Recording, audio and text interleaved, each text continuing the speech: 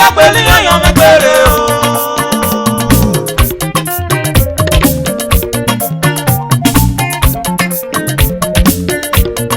Opo ye wo ye o. Atenu ye le yo me yan sampe. Ege shenenu ya peli ayo me pere o.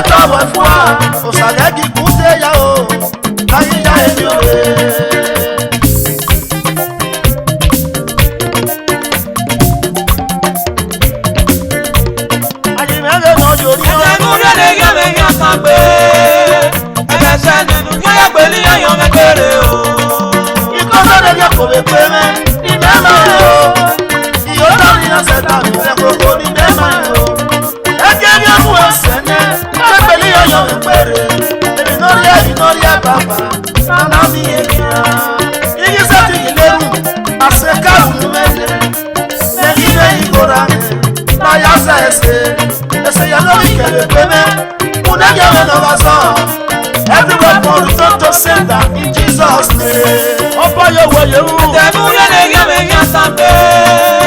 Ege shenenu ya peli ayo me pere o. Evil arrow, Return to your sender. return to your sender. Spirit of hatred, oh, Return to your sender. promise of faith, oh, Return to your sender. accident, oh, Return to your sender. we will have you and open. Return to your sender. Your center, Return to your sender. oye baby, Return to your sender. anywhere, no, Return to your sender. fashion and grace.